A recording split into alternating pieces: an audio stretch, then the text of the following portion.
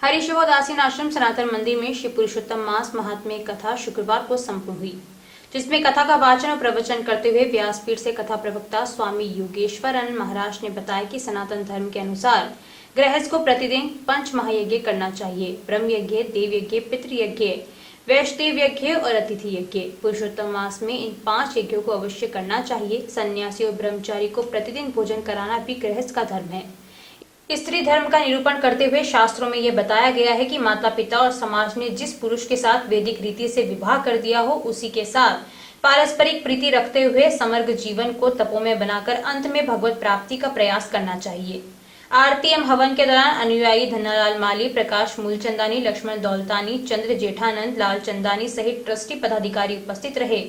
कथा के दौरान पुष्कर राज के श्री महंत हनुमान राम उदासीन, अजमेर के श्री महंत स्वरूपदास उदासीन, स्वामी ईश्वरदास, स्वामी अर्जुन दास ने व्यासपीठ का माल्यार्पण कर पूजन अर्चन किया। इस अवसर पर संत मायाराम, संत राजाराम, संत गोविंद राम व अन्य श्रद्धालुगण उपस्थित रहे। श्री पुरुषोत्तम कथा के यज्ञ की पुण्यहुति होकर ब्रह्म भोज व संतों का भंडारा हुआ। संध्याकालीन सत्र में श्रीमद् भागवत महापुराण की कथा में बताया कि परमात्मा श्री कृष्ण ने 5 तत्वों के शोधन के उद्देश्य से मिट्टी का भक्षण, यमुना जी से कालिया नाग का निष्कासन, गायों और गोपालों की रक्षा के लिए अग्नि का पान किया। देवों को मर्यादित जीवन की शिक्षा देने के लिए परमात्मा श्री कृष्ण ने देवराज इंद्र को उसके पदाभिमान का फल अनुभव करवाया।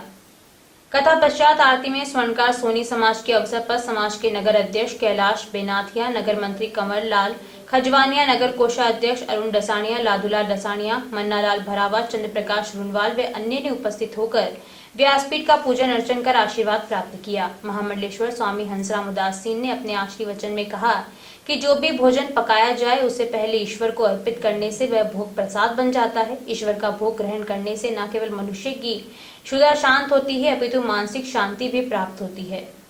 आज से रात्रि 8:30 बजे प्रतिदिन रामलीला का आयोजन वृंदावन के मशहूर कलाकार मंडली के द्वारा प्रस्तुत किया जा रहा है।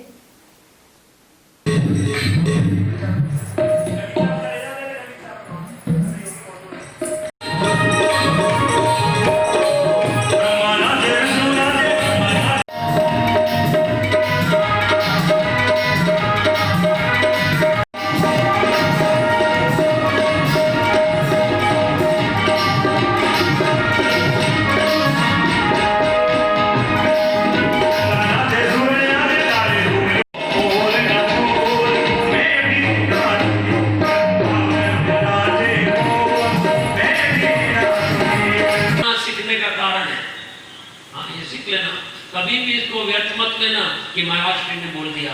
महाराज श्री ने बोला तो तुमको सीखने का मौका मिला है। हमने तो कुछ नहीं, मैं तो कहता हूँ हमारे गुरुजन ने तो हमको इतना सिखाया।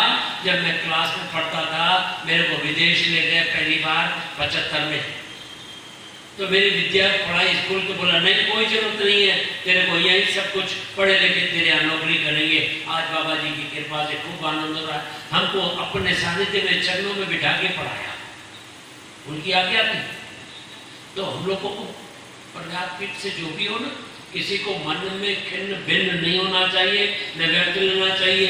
स्वामी जी से हरिशिव उदासीन आश्रम सनातन मंदिर भिलवाड़ा में शारदीय नवरात्र के दौरान प्रतिदिन प्रातः 5:30 बजे से दुर्गा पूजन, 9 बजे हवन एवं देवी भागवत का पाठ, दुर्गा सप्तशती के पाठ पूजन होंगे। स्वामी योगेश्वरानंद महाराज द्वारा 8 से 11 बजे तक देवी लीला का वर्णन होगा। कथा में देवी की झांकियों का भी दर्शन होगा।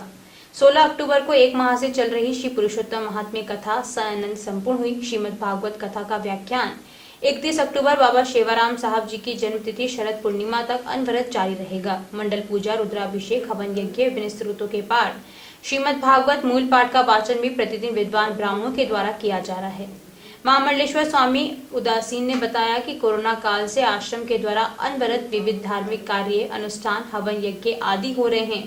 इसी क्रम में देवी पूजन, देवी लीला वर्णन एवं देवी की झांकियों का दर्शन होगा। इसके अतिरिक्त रात्रि 8:30 से 10:30 बजे तक प्रतिदिन रामलीला होगी। इस धार्मिक संगम में सायं 4 से 7 बजे तक भागवत प्रवचन होंगे, जिसमें श्री राधा कृष्ण की झांकियों के दर्शन होंगे।